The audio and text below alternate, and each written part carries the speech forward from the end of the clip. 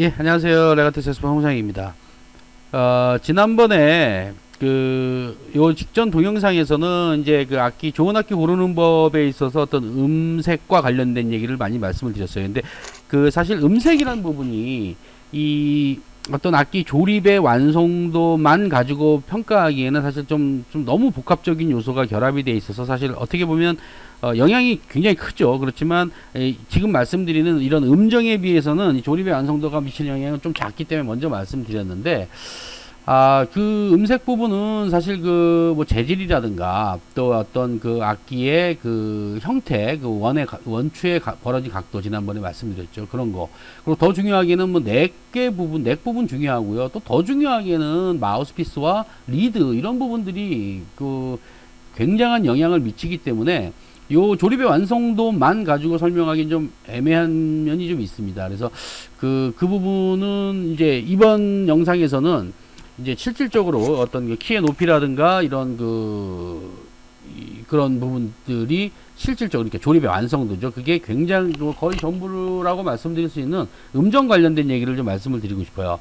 그 전에 지난 영상에서 보여드린 이제 불봉을 넣어서 이제 그 패드가 새는지 안 새는지를 체크하는 그런 영상을 보여드렸는데, 그거 좀 보연 설명을 좀 먼저 드릴게요. 몇몇 분이 이제 질문을 주셨어요. 그래서 지금 그때 보여드린 영상에는 이제 패드의 조립이 잘못된 경우를 보여드렸는데, 지금 보시고 있는 영상은 이게 이제 줄리어스에서 나온 악기의 이제 그 상태인데, 이제 공장에서 잘못된 건지 어떤 충격에 의해서 잘못된 건지, 지금 보시는 이런 부분들이 아예 그 톤홀 자체가 완전히 변형이 되어 있는 형태입니다. 이거는 이 상태로 패드를 맞춰 놓게 되면은 일시적입니다. 그러니까 패드가 호흡하고 이제 이제 수분이 생기죠. 침해에 의해서. 이제 뭐 마르고 다시 불고 마르고 불고 하는 과정에서 결국에는 여기서 굉장히 이제 바람이 이제 새는 현상이 벌어지고, 이 정도 되면 아예 소리가 안 나는 형태가 되는 거죠. 그래서 이 톤홀 자체가 잘못된 거는 톤홀 가공을 다시 해야 된다라는 건데, 이거는 뭐 불을 넣어서 보면 아마 너무나 명확하게 보일 겁니다. 그리고 이제 요거 말고 이제 다른 현상들도 보여드릴게요. 톤홀의 변형이요. 자, 이런 부분도 역시 마찬가지입니다. 이런 부분은 사실 아주 저가형 색스폰도 뭐 일부 뭐 사실 좀 저가 아닌 색스폰에서도 사실 많이 요새 자주 보입니다. 근데 이거를 지금 이건 좀 극단적인 예인데, 이 정도로 되는 색스폰은 그렇게 많진 않아요. 사실은 보면은 이거보다는 조금 덜하긴 한데, 이게 이제 이런 형태가 아니고 약간 뭐 이런 형태로 물 파도처럼 이렇게 되는 경우들이 있어요. 미세하게 보면은. 이 상태에서는 이 톤홀 가공을 제대로 하지 않고서는 절대로 패드가 교정이 안 되고요. 이거 역시 마찬가지로 이제 리킹 테스트를 하면은 굉장히 이제 바람이 많이 새게 되죠. 자, 이게 가장 일반적인 겁니다. 지금 보시면은 이제 일반적으로 많이 나오는 현상들인데, 이거는 꼭 후에 말씀을 드리겠지만, 뭐 충격이나 이런 부분에 있어서 있을 수도 있고요. 처음에 조립이 잘못됐을 수도 있고, 물론 그거 말고 이쪽에 보면 이제 뭐 암이라고도 하고, 이제 키를 붙들고 있는 이런 로드라고도 하는데, 이제 이런 배럴이라고도 하고요. 보통 이제 배럴이라는 용어가 이제 많이 쓰이는데, 여기서 어떤 변형이 왔기 때문에 새는 경우가 생깁니다. 그러니까 결국은 이쪽은 잘 붙어 있는데 앞쪽이 새는 경우가 있고요. 또 다른 경우를 보시죠. 자, 이런 경우를 보시면은 지금 아까 좀 전에 한 거하고 좀 달리 또 이 앞쪽은 붙어 있는데 원래 처음 쪽, 뒤쪽이 이렇게 떠 있는 경우 있고요. 이런 경우들 모두 사실 사용하다가 생길 수도 있지만 새 색스폰에서도 이런 경우가 많습니다. 그러니까 이건 조금 많이 벌어진 경우인데, 이거는 이 정도가 아닌 살짝 벌어진 경우에는 눈으로 잘 체크가 안 돼요. 이게 불을 넣어서 체크하는 거 아니면은 체크가 안 되지만, 실제로 약간만 떠도 이거는 음색이나 음정에 영향을 음정보다는 이때는 아마 음색 쪽에 더 가까울 것 같아요. 그리고 연주의 편의성, 그러니까 소리가 잘 안 나는 거죠. 그러니까 이런 상태에서는 작은 연주들이 굉장히 어려워집니다. 이게 뭐 이상한 잡소리가 많이 나오게 돼요. 자, 보면 이런 식이겠죠. 이제 이렇게 돼야 여기 이제 패드가 아주 빈 곳 없이 정확하게 밀착을 해주는, 이것도 역시 지난번에 말씀드린 대로 이 상태가 결국 중요한 게 아니라 결국 이렇게 되는 과정이 한꺼번에 정확하게 닿게 간다는 게 가장 중요한 것 같습니다. 자, 그래서 이제 그 불봉을 하나 있으면은 굉장히 편안하다. 그래서 LED로 된 밝은, 그리고 좀 작은 그런 등 하나를 구매하시면 좋을 것 같다. 이제 말씀을 드렸었는데, 이제 그것도 뭐 내 색소폰 하나 부는데 내가 그것까지 굳이 구매하고 싶지 않다라는 분들을 위해서, 뭐 또 간단히 좀 볼 수 있는 방법을 하나 또 더 말씀을 드리겠습니다. 지금 보시는 게 요게 이제 뭐냐면은, 우리 그 트레이싱 페이퍼 같은 거 종이에요. 이제 외국에서는 이제 무슨 담배 많은 종이 같은 걸 많이 활용을 하는데, 우리는 뭐 그런 종이 잘 파는 데가 없으니까 어떤 식이든 요 좀 약간 그 굉장히 좀 평평하고, 그리고 좀 얇은 종이, 좀 그래도 좀 직선도가 있는 종이 되죠. 너무 물론 종이면 좀 판단하기 어려울 테니까 이런 거를 패드에다 넣고 살짝 패드를 닫은 상태에서 이 전체적인 키를 돌아가면서 한 번씩 당겨 보는 겁니다. 그러니까 이거는 이제 전체 악기 테스트하기에는 좀 불편하실 거예요. 이거는 이제 이렇게 하려면은 뭐 굉장한 시간이 걸릴 테니까. 근데 이제 이게 어떨 때 유용하냐면, 어떤 이제 평상시에 연주가 잘 됐었는데 어떤 특정 음이 잘 안 나거나, 이게 좀 뭐 요 특정 음만 불면 좀 어떤 약하게 불거나 할 때 이상한 소리가 먼저 새서 나온다든가 할 때는 그 키를, 그러니까 누른 키, 이제 마지막으로 눌린 키가 되겠죠. 아니면 뭐 또 그 관련된 이제 연동되는 키하고도 관련이 있지만, 어쨌든 의심이 될 만한 키를 이렇게 돌아가면서 이렇게 체크를 해준다면, 이 악기 이상이 있구나 하고, 이제 이게 수리가 필요한 악기인지, 아니면 뭐 내 주법이라든가 이게 뭐 그날의 컨디션에 따라서 일시적이었는지, 이런 거를 체크하는 데는 상당히 유용하게 쓰일 수 있을 것 같습니다. 또 이런 방법은 요 패드만을 체크하는 게 아니고요. 일반적인 뭐 이런 다른 키가 이제 맞닿아 있어 갖고 이렇게 지렛대 역할처럼 해서 이렇게 눌러주는 키들이 있는데, 그런 데가 이제 떠 있는 경우에 이제 뭐 더블 액션이라고 그래 갖고 탁탁 하면서 한 번에 탁 하고 두 가지 키가 닿게 되는데, 타닥 하면서 닿기는 그런 경우, 이게 손에서도 불편하고, 뭐 물론 이제 그 잡소리도 나오게 되고, 그리고 연주 자체가 좀 힘들어지니까 그런 거 체크할 때도 이런 종이가 상당히 유용할 것 같습니다. 자, 이제 그 본격적으로 그 음정에 관련된 얘기를 이제 지난번에 찍은 거 이제 보여드리겠는데요. 이게 이제 중간에 제가 이거 작업을 하다가 뒷부분이 좀 잘렸어요. 그래서 다시 이제 그 요 마무리 부분들은 제가 따로 이제 구두로 한번 설명을 다시 한번 드리도록 하겠습니다. 이제 동영상을 같이 보시죠. 번째는 음정입니다. 음정 부분에 대해서는, 지금 지난번에 얼마 전에 이제 어떤 분이 내 넥이 다른 회사 제품하고 비교했을 때 길이가 다르더라. 그래서 뭐 그걸 잘라냈더니 이게 음정이 맞더라. 이런 게 이 얼마나 무모한 일인지를 좀 설명을 드려야 될 것 같아요. 여기서 설명이 될 겁니다, 지금. 초반에 제가 말씀드린 게, 색소폰이라는 악기가 음정이 원래 잘 안 맞는다라는 걸 말씀드렸어요. 그러니까 근데 사실 그 음정이 안 맞는다라는 얘기는 그 어떤 1옥타브 안에서, 아까 로우 스택, 어퍼 스택 얘기를 했었는데, 악기 좀 보면서 말씀드려야 되는데, 자, 1옥타브 안에서 이 음정을 맞추는 거는 사실 그렇게 어려운 일은 아닙니다. 근데 아까 음정이 안 맞는다고 제가 말씀드렸던 부분은 옥타브 간의 얘기입니다. 옥타브 간의 이야기. 그러니까 이 옥타브로 올라갔을 때 음정이 맞추기가 어렵다는 얘기인데, 만약에 어떤 악기를 샀는데 그 악기가 1옥타브 안에서 개별 음정이 맞지 않는다.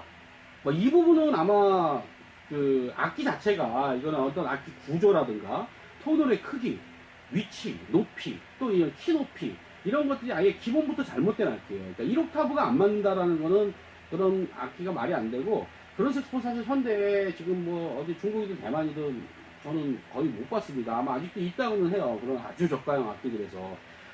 일단 그 기본 옥타브 안에서는 홀의 위치나 크기는 이 주파수비가 맞게 이렇게 다 이 어떤 그 계산이 되어져 있습니다. 그러니까 이 악기의 길이에 따라 가지고, 사실 이게 그 악기 색소폰 구조를 조금 깊이 들어가 보면 이 톤홀의 크기와 어떤 그 위치가 조금씩 달라지고, 원래 일률적으로 뚫려야지 맞죠. 어떤 비율대로 일률적으로 뚫려서 이게 있어야 맞는데, 색소폰의 구조가 그렇게 되면 운지를 할 수 없는 형태가 되기 때문에 거리를 바꾸는 대신에 구멍의 크기를 달리하고, 또 다양한 음정을 내게 하기 위해서 톤홀과 톤홀을, 어떤 톤홀은 연속되게 뚫려 있고 어떤 톤홀은 열리게 뚫려 있고, 이런 식으로 이제 만들었어요. 근데 이 톤홀의 비율은 이 뭐 숫자로 말씀드리면 1.059437 뭐 이런 숫자가 있습니다. 대략 6% 정도씩 주파수대로 이게 차이가 나는데, 이거를 악기 관체를 만들면서 그거를 못 맞췄다라면 이미 그건 악기 회사는 아닙니다. 근데 문제는 2옥타브입니다. 그러니까 2옥타브 같은 경우는 이게 워낙 안 맞기, 만약에 이 토널 하나하나에 이 어떤 그 옥타브 키를 하나씩 다 만들 수 있다. 이런다면 아마 2옥타브도 정확하게 맞는 악기가 될 겁니다. 이 색소폰 구조가 아무리 원초안이라고 해도. 그렇지만 그렇게는 악기를 만들 수가 없겠죠. 그 키가 뭐 수십 개가 돼야 될 테니까, 그렇게 되면.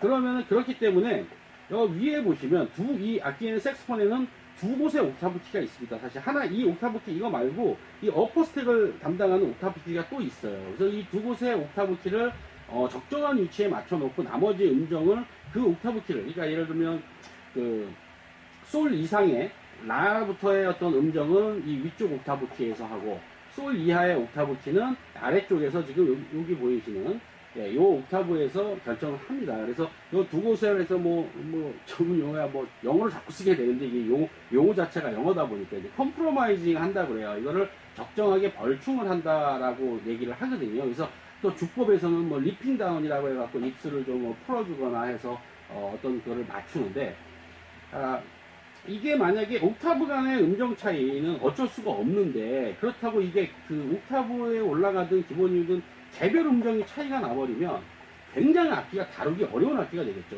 이게 무슨 말씀이냐면, 이 옥타브에 음정을 쭉 운지를 하는 과정에 있어서, 옥타브에 올라가면 10센트가 올라간다, 15, 13센트가 올라간다. 이게 일률적이라면, 이제 입술의 조정이 한 가지가 되겠지만, 악기별로 다 이 음정 자체가 다 달라져 버린다라고 한다면은, 그 음정 하나하나를 다 맞춰야 된다는 얘기거든요.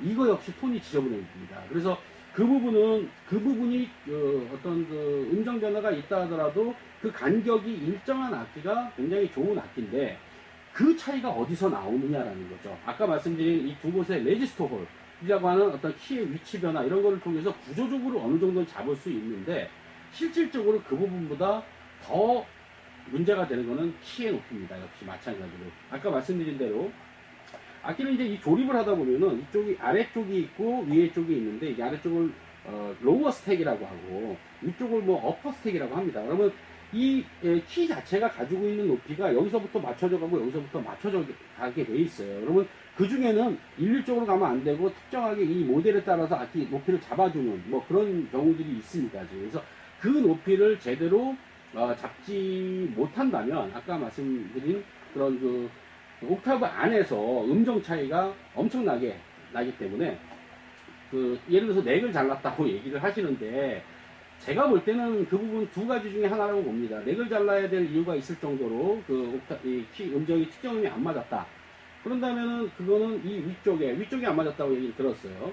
그 위쪽이 어떤 특정 음이면 그 특정 음에 대한 키가 높이가 잘못되어 있었을 겁니다. 이게 아마티 정도 되는, 그 색소폰이 아마티였는데, 그 정도 되는 브랜드의 회사에서 이 관 자체가 하나가 특별히 잘못 나온다든가 그럴 가능성은 굉장히 낮습니다. 그래서 아마 음정에 관한 문제는 분명히 충분히 이 안에서 해결이 가능했을 것이고, 근데 만약에 정말로 불량이 나오는 경우도 있겠죠. 수천 대, 수만 대의 색소폰이 만들어지는데 관 하나가 잘못되는 경우도 분명히 있을 겁니다. 그래서 그 부분은 아까 잠깐 언급을 해드렸는데, 이제 웰 벤팅이라고 하고 언더 벤팅이라고 하는 그런 악기 구조적인 얘기가 좀 있어요. 그러니까 뭐냐면, 자 보시면, 잠깐 이제 악기를 한번 보고 말씀을 드리면, 자, 이 키 같은 도를 눌렀을 때, 도 같은 경우는 지금 이 키가 열려 있고, 이 토너를 통해서 가장 음정이 많이 발산이 되는 곳이죠. 그리고 이하의 키가 닫혀 있습니다. 하나 또는 더 이상의 키. 그리고 그 아래가 열리게 되죠. 이런 걸 이제 언더벤팅이라고 해갖고 좀 잘 안 빠지는 형태의, 호흡이 잘 안 빠지는 형태의 구조적입니다. 그래서 이런 것도 역시 마찬가지로, 이 토널의 크기를 다 조절을 합니다. 웰 벤팅이 되게 하기 위해서. 그리고 또 이런 C 같은 경우는 이게 열려 있고 그 아래의 키들이 열려 있습니다. 이런 건 이제 웰 벤팅이라고 해서 하고, 이게 만약에 이 구조적으로 잘못됐을 때 이거를 처치할 수 있는 방법은 크레스트라는 수리 방법이 있어요. 이거 통한 이 크레스트가 우리나라에서는 잘 많이 안 쓰는 방법이지만 해외에서는 많이 일반화되어 있는 방법입니다. 그러니까 이게 뭐 크레스트가 아마 영어로 초승달 뭐 이런 얘기인데 결국은 토너에다가 그 부분을 그 크기를 좀 좁힐 수 있는 방법을 강구를 합니다. 그래서 거기다가 크레스트라는 그런 그 초승달 모양의 형태의 조각을 만들어서 붙여서 음정을 조절하는 방법이 있는데 이거를 넥을 잘라버리게 된다면 결국에는 자 아까 말씀 비율이라고 얘기했습니다. 주파수는 비율이기 때문에 이 아래쪽에는 간격이 상당히 넓어요. 실질적으로 기타를 상상을 하시면 될 것 같아요. 기타 같은 경우에 프렛 저 아래쪽에 내려가면 굉장히 그 칸이 넓지만 주파수 비대로 잘라지기 때문에 위에 올라가면 굉장히 좁습니다. 거기서 1mm, 2mm는 굉장한 음정 차이를 만듭니다. 이 아래는 잘 못 느낄 수도 있어요. 그만큼 간격이 넓기 때문에. 그래서 만약에 넥을 잘라내게 되면 그것도 뭐 1cm를 잘라냈다고 하는데 어마어마한 양입니다. 그렇게 잘라내게 되면 이 위쪽에 있는 어퍼 스택에 있는 이 음정들이 거의 다 틀어지게 되고 상상을 해보십시오. 여기 이 윗부분에 아주 고음 쪽으로 올라가게 되거나 특히나 뭐 알티시모 같은 경우 프레젤렉 같은 거 하게 되면은 굉장히 영향을 많이 받기 때문에 그거는 악기가 망쳐지는 길입니다. 이때 이 마우스피스를 넣었다 뺐다 하는데 뭔 상관이냐 이런 얘기를 하세요. 그거는 지금 마우스피스에 대한 얘기를 나중에 따로 할 때 더 자세히 말씀드리겠지만 이 마우스피스가 가지고 있는 용량이 있습니다. 요즘에 뭐 그 마우스피스 보고 그냥 흔히 이렇게 좀 카피해가지고 만들어서 이렇게 금방 누구나 할 수 있을 것처럼 말씀을 하시지만 뭐 어떤 소리가 나는 거는 두 번째 문제고 실질적으로 어떤 마우스피스 썼을 때 음정에 영향을 주면 안 되겠죠. 그런데 그 마우스피스를 우리가 알려진 메이저 마우스피스 회사를 다 이렇게 조사를 해보면 그 안에 챔버 용량이 굉장히 일정합니다. 그게 뭐 몇 cc인지 정확하게 나와 있어요. 근데 그게 실질적으로 10cc가 안 되는 공간에서 각 메이저 마우스피스 회사의 챔버 용량을 그때 뒷부분이 영상 편집 작업을 하다 잘려갖고 이제 제가 구두로 다시 한번 설명을 드리겠습니다. 그래서 지금 말씀드린 대로 이제 그 마우스피스에 관한 그 용량은 실질적으로 그 챔버의 용량, 그러니까 넥이 들어와서 그 나머지 공간이 되는데 제작사마다 이제 정해져 있는데 굉장히 작습니다. 생각보다 저희가 생각하는 것보다 굉장히 작은데 그 사이에서 그러니까 전체적으로 보면은 그 10cc가 잘 안 되는 정도의 용량인데 알토 기준으로요. 그런데 이제 거기서 만약에 이 넥을 1cm를 잘라낸다라고 그러면은 실질적으로 굉장한 큰 변화입니다. 그러니까 그 안에서 어느 정도 그 전체적인 최적을 맞춰놨다라는 얘기는 거기서 약간 마우스피스를 넣었다 뺐다 할 수 있는 정도의 공간이 어느 정도 계산이 돼 있는 상태입니다. 그런데 넥을 잘라버리면 그 계산이 된 그 숫자가 무의미하게 되는 거죠. 그러니까 전체적인 아까 말씀드린 대로 주파수비가 엄청나게 달라지게 되고 그 큰 영향은 주로 그 위쪽에 있는 고음키 쪽은 전체적으로 굉장한 영향을 받게 되기 때문에 특정한 키, 어차피 악기의 길이나 형태는 조금씩 다를 수밖에 없습니다. 악기 제작사마다. 그런데 그거를 다른 제작사랑 비교해서 잘랐다라는 거는 악기에 대한 기본적인 상식이 전혀 없는 상태에서 할 수 있는 일이고 그거는 해서는 안 되는 일이라는 걸 다시 말씀을 드립니다. 그래서 마지막으로 이제 말씀드릴 부분들은 지금 보면은 결과적으로 이제 그런 것들이 다 맞아져 있는 상태에서도 악기의 음정이 달라질 수 있는 게 뭐냐? 결국은 키의 높이입니다.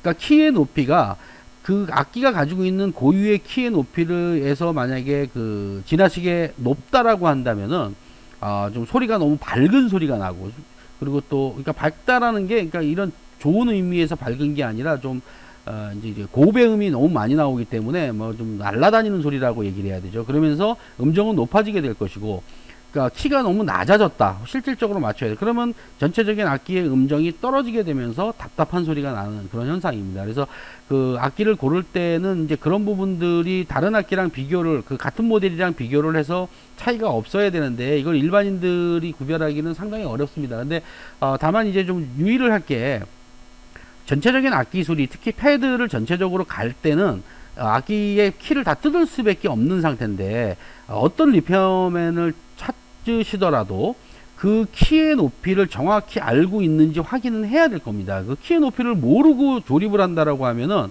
그 전에 상태가 잘 돼 있었어도 바뀌게 될 것이고, 혹시나 뭐 잘못돼 있다면 악기 수리를 한다라는 거는 그걸 고치고자 하는 건데, 오히려 악기 밸런스가 전체적으로 엉망이 될 수밖에 없는 그런 상태고요. 또 다시 키를 맞출 때 그 혹시나 그 아까 영상에서 말씀드린 대로 이제 레조네이터 같은 경우가 가운데에 와 있지 않은 경우, 그러니까 패드가 한쪽으로 몰린 경우들도 그 키가 잘못되어 있어서 그런 경우가 있거든요. 이제 그런 것도 바로 잡을 수 있어야 되니까 그 나중에 이제 악기 수리를 하고 나서는 그런 점도 이제 체크를 하시면 좋을 것 같습니다. 이제 지난 나머지 3부에 대해서는 이제 그 연주의 편의성 관련된 부분도 지금 다시 좀 올려야 되는데, 그 부분도 조금 영상이 날라가서 아마 이런 식으로 할 수밖에 없을 것 같습니다. 그래서 뭐 제가 말씀드린 부분 중에 혹시 저도 다시 봐야 되겠지만 뭐 오해가 있다거나 제가 오해를 하고 있는 부분이 있다거나 혹시 아니면 뭐 다른 궁금한 사항이 있으면 댓글로 달아주시면 언제든지 제가 답변을 다시 달아드리도록 하겠습니다. 예, 감사합니다.